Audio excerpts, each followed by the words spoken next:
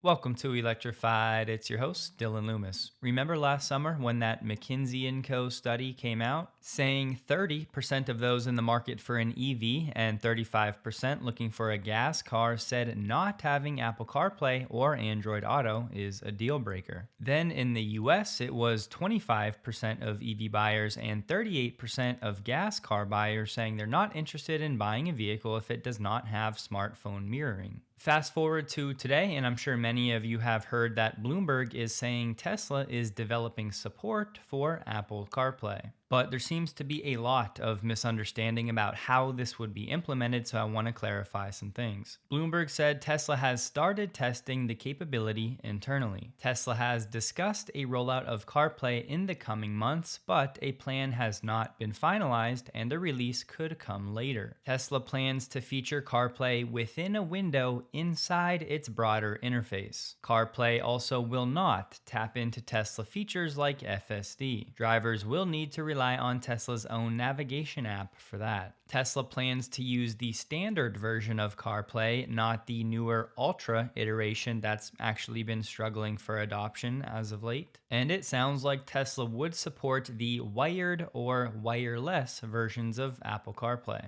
As for Android Auto, they said Tesla is not actively developing support for that. First of all, a lot of people seem to think that Tesla would have to pay Apple a fee to integrate CarPlay, which is not true. In the past, Apple has said that CarPlay is optional and free for automakers to integrate. Now, of course, it wouldn't be free for Tesla because they have to spend the time in research and development and enabling this feature, but Tesla would not be paying a fee to Apple to have it in their cars. But the main point I want to drive home here is even if this is true and Tesla is doing this, it's not going to overhaul Tesla's current UI. That's insane. It would just be like a separate layer or a separate new app that works in tandem with Tesla's UI as is. And from that standpoint, if Tesla's willing to put in a little R&D to make this happen, then you have to ask the question, why wouldn't they? If those surveys last year were accurate and 30% of people are not considering a Tesla right now just because of CarPlay, well then of course having CarPlay might open up a pretty significant new market for Tesla. And while I hear you and I agree Tesla's UI is awesome on its own, there are still things that Apple CarPlay does indeed do better than Tesla and offers that the Tesla UI does not. A few other points I haven't seen mentioned: CarPlay would use your phone's cellular or Wi-Fi data. So when going that route to play music or use maps or whatever else, that might eliminate the need for someone to need Tesla's premium connectivity. I think two of the main reasons people still want CarPlay is for Waze and text messages. Frankly, Tesla's in-car text messaging interface is very limited and fairly primitive, so CarPlay has a leg up there. And a lot of people use Waze for navigation, and of course Tesla does not offer that. CarPlay allows users to get alerts for any iPhone app, which gives more unrestricted access to more third-party apps. So based on what we know now, I do not think this is a bad idea from Tesla, again, if it's true. It's not forcing anyone to replace anything. It would simply be adding another option that, right or wrong, a meaningful number of people think they need to buy a car. So if Tesla can offer it and sell more cars because of it, that's great.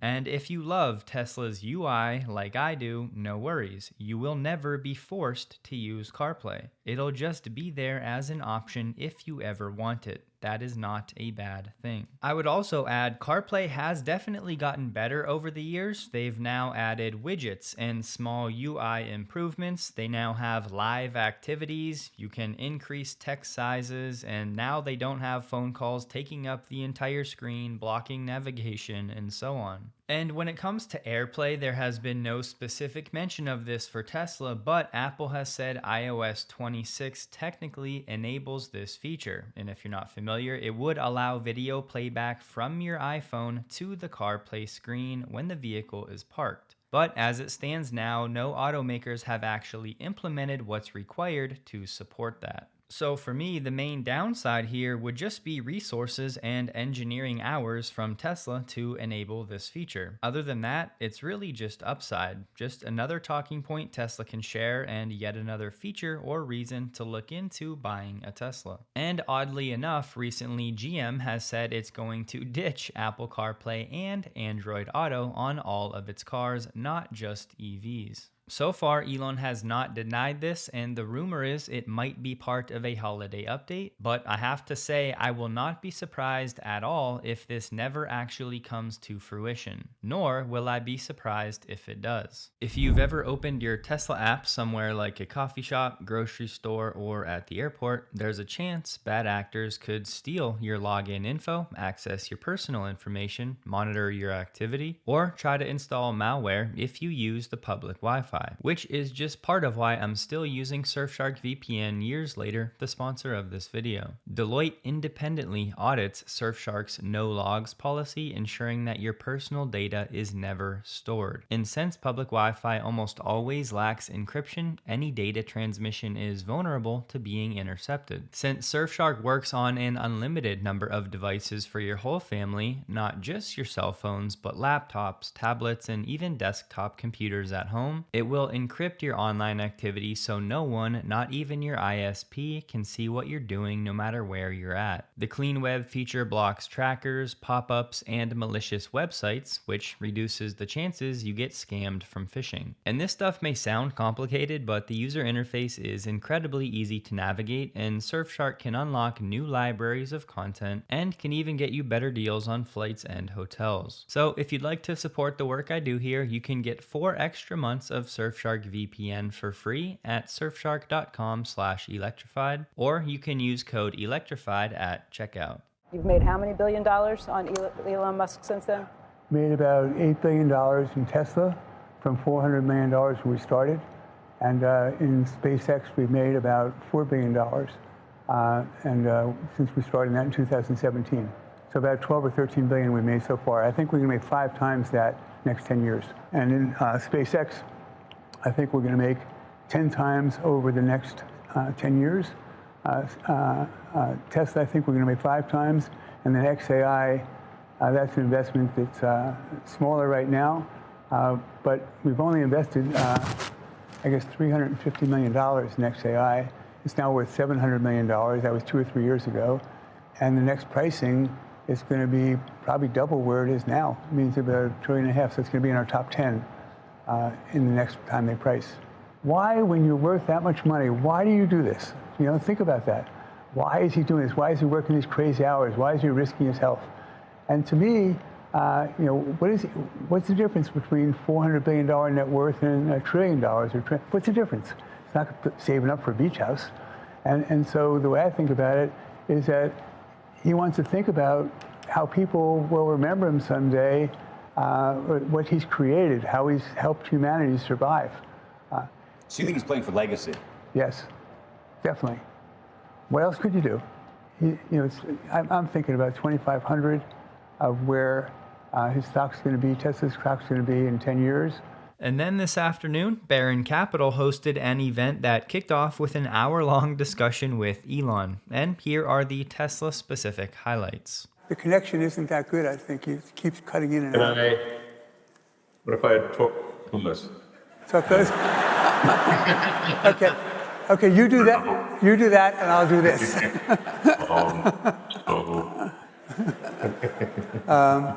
Which suggests that total number of robots will be somewhere around maybe as high as 40 billion, maybe 30 billion robots. It's a lot.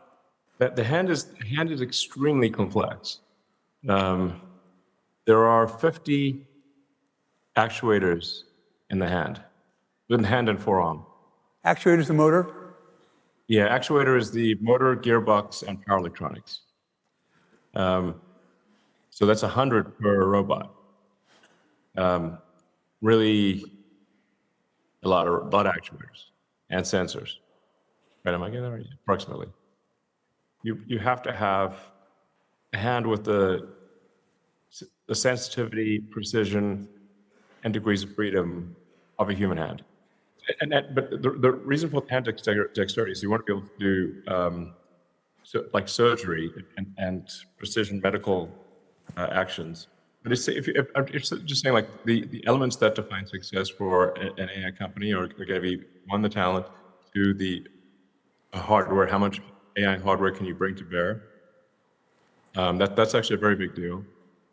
And we've shown that we're the best at doing that at XAI. And then third, unique access to data. And for that, we've got the X system, formerly the Twitter system, which is by far the best source of real-time data in the world. Have be able to understand real-time video, which is, I think, a really fundamentally important thing. None of the other AIs can understand real-time video. And I think if you can't do that, you really can't achieve AGI. Like we see a path to putting 100 gigawatts per year of solar-powered AI satellite into orbit. And having this be actually the lowest cost way to power and operate AI at a very large scale. For reference, the United States consumes roughly 460 gigawatts on average per year. Like, the average power load in the U.S. is 460 gigawatts. The whole country. The whole country. All electricity of all sources in the U.S., yes. And you're talking about 100 being added. Well, roughly a quarter of the U.S. electricity output. That, And we have a plan mapped out to do that. It gets crazy. So solar power is necessarily the future. And I think there's going to be a lot of solar-powered AI satellites. And I think Tesla's going to play a role in that.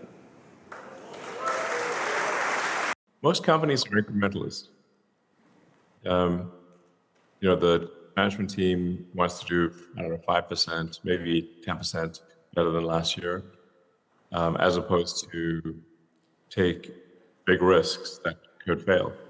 so when you say you're working on weekends, I spend all my Sundays working on a chip. What does that mean? What do you do? It's Saturdays, but sometimes Sundays, actually. Recent weekends has been Sundays too. The AI5 chip, which is going to be a great chip, all of Tesla hinges on that chip. That's the chip that will go into our next generation of self-driving cars, and it's also essential for the Optimus robot. And then we also had the Dojo program, which was also doing okay, but not on a path to be competitive with NVIDIA. I collapsed the two programs into just one program, which is to get everyone focused on AI5 chip, which is essential. Continue to use NVIDIA for training, but we need the AI5 inference chip, which is a very powerful chip, but it's also a very low power chip. So it doesn't use a lot of power. So its performance per watt is extremely good. We think it's probably going to be at least 2 to 3 times better than NVIDIA in performance per watt. At the inference level in the car and the robot, and 10% of the cost of an NVIDIA chip, something like that. So these are very important numbers to achieve. I had to get the chip program back on track, so put an immense amount of time into it. So TSMC and Samsung are great companies, and we want them to make our chip as quickly as they can and scale up to as high as possible volume that they're comfortable doing. It doesn't appear to be fast enough. When I ask how long will it take from start to finish to get a new chip fab built, they tell me 5 years to get to volume production. I'm like, 5 years to me is an eternity. Now, if they change their minds and say, yeah, they're going to go faster and they want to provide us with, 100, 200 billion AI chips a year, in the time frame that we need them, that's great. Because we'll be using TSMC Taiwan, TSMC Taiwan, TSMC Arizona, Korea, Samsung, and the Texas fab Samsung. So we have 4 fabs going, it might just be that the only way to get to scale at the rate that we want to get to scale is to build a really big fab, or be limited in output of optimized and self-driving cars by the AI chips. Obviously, you're not going to do that. Right. Those are two choices. Yeah. So we're now kind of insisting with customers for safety reasons that we demonstrate full self-driving, because the numbers are unequivocal at scale that with now over 10 billion miles driven, that it's 4 times safer on full self-driving than not. We're confident that the AI hardware, that's a chip that we designed, currently made by Samsung, is capable of achieving a safety level unsupervised, meaning if you're asleep in the car, at least 2 to 3 times that of the average driver, maybe more. So that new number we got, 100 actuators in the Optimus hands, that does include the forearms. Elon did seem to be momentarily second guessing if that number was accurate, but we'll go with it for now. And then on the terafab discussion, this back and forth made it seem like Elon was indeed applying pressure to TSMC and Samsung to get them to move faster. You heard Elon lay it out. Tesla has 2 choices: to build a fab or to be slowed down thanks to a silicon bottleneck. And this was the first time Elon has said that all of Tesla hinges on AI 5, which is why he's now dreaming about that chip. Elon said Ron is the kind of supporter and friend who's there even when things are super tough, the only kind of friend that matters. You guys know, ordinarily I would not pay much attention to anything from Business Insider, but in this case, there's a reason I am. Ashok Elaswamy just told Tesla's AI team that 2026 will be the hardest year of their lives in an all-hands meeting. This was for the Autopilot and Optimus teams last month.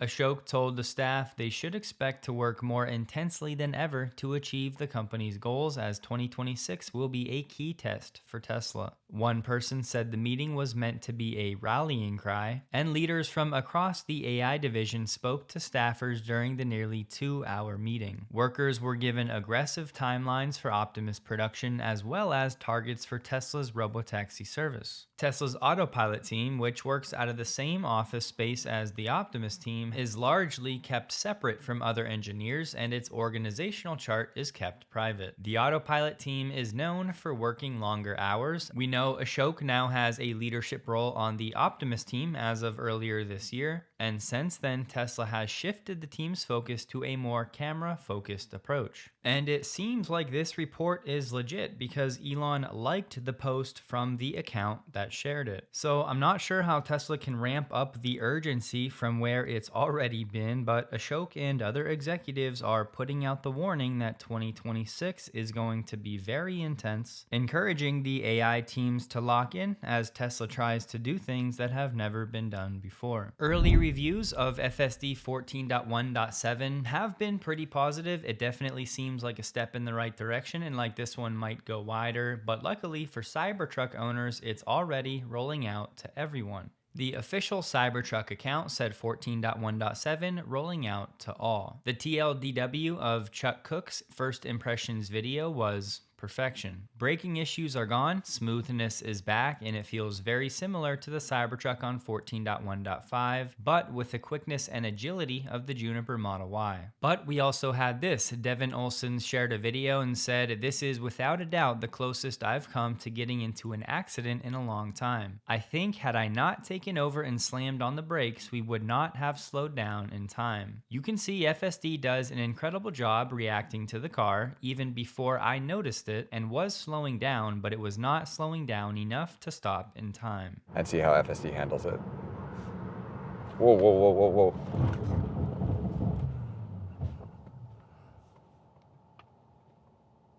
I had to take over there.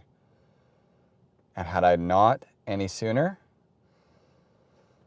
I don't think we would have stopped. In the comments, Devin said FSD was slowing down big time for that car. It reacted to her before he even noticed what was happening. It just was not braking hard enough. And you can see the roads were pretty slick, and Devin said from the moment he disengaged, he was on the brake 100%. And look, you can go frame by frame if you want. You can see here the chevron starts to appear, indicating that FSD is braking on its own right as that car started to spin out and before Devin really realized what was going on. And then this was basically the first frame where he was on the brake and he completely disengaged and took over. So just like you, I would love to know how FSD would have handled this scenario once this car did actually come into this lane. But I just wanted to say to fault Devin here for braking is crazy to me because he slammed on the brakes from this moment and still came just shy of hitting that car. But of course, it is fair to say that FSD did not have a chance to react since it was disengaged back here. But I'm with Devin. I would not be trusting FSD to slam on the brakes in slick conditions. You just can't risk it. But Devin did report this and said the Tesla team grabbed the data, so hopefully Tesla can recreate this in the sim and make sure they get it right. So overall, it's still early, but it does sound like this one will go wide. If you're out there feeling left out, still on version 13, don't feel too bad because Andre Carpathy is still on version 13. He shared a long post talking about his experience with his new hardware for Model X and FSD, saying basically, I'm amazed. Then later he said, I am unreasonably excited about self-driving. It'll be the first technology in many decades to visibly terraform outdoor physical spaces and way of life. Less parked cars, less parking lots, much greater safety for people in and out of cars, less noise pollution, more space reclaimed for humans.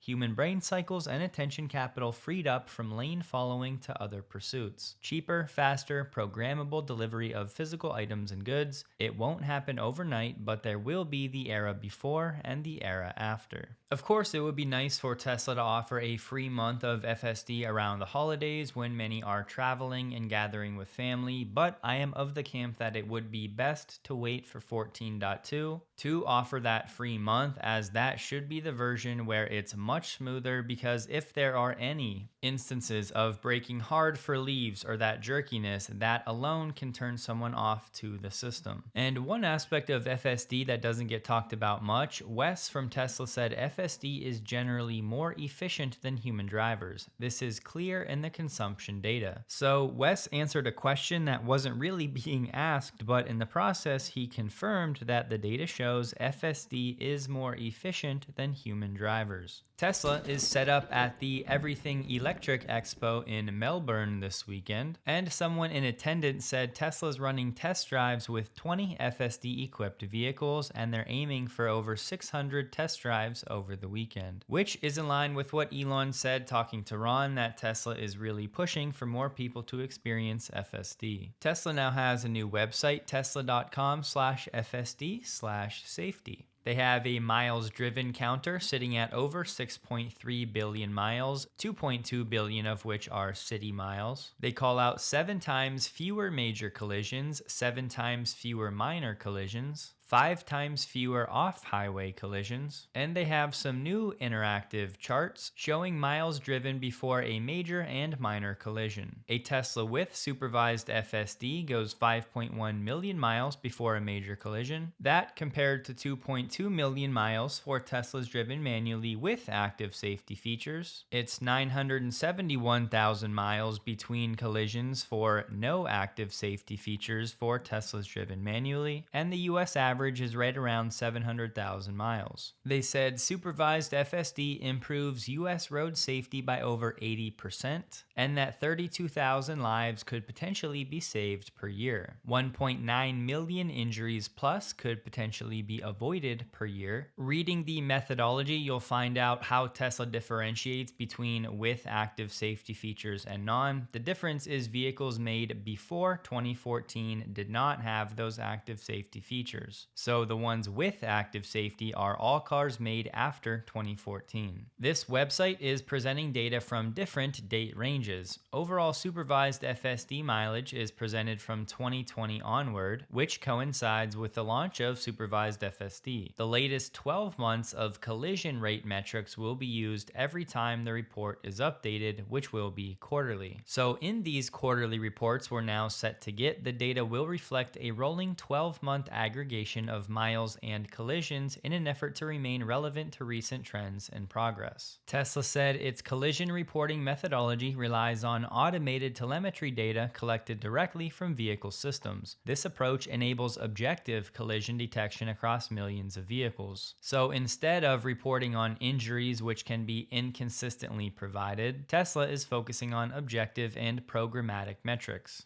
In an FAQ, there was a question, why does Tesla report the most collisions under NHTSA's Standing General Order on Crash Reporting, SGO, as compared to other car companies? The SGO requires manufacturers to report known collisions involving a vehicle traveling with ADAS systems within the last 30 seconds before a collision occurs. But the SGO does not require manufacturers to develop a telemetry system to receive notification of collisions involving ADAS systems. Whereas Tesla's vehicles are all connected, so every collision that happens gets reported with this telemetry system. In contrast, other vehicle manufacturers whose vehicles are less connected largely do not receive vehicle data when a collision occurs. So the reality is that Tesla reports more collisions because they have a large, active, and fully connected customer vehicle fleet. And the SGO is not doing a good job of normalizing this data for the size of the fleets and miles traveled and unreported collisions, etc.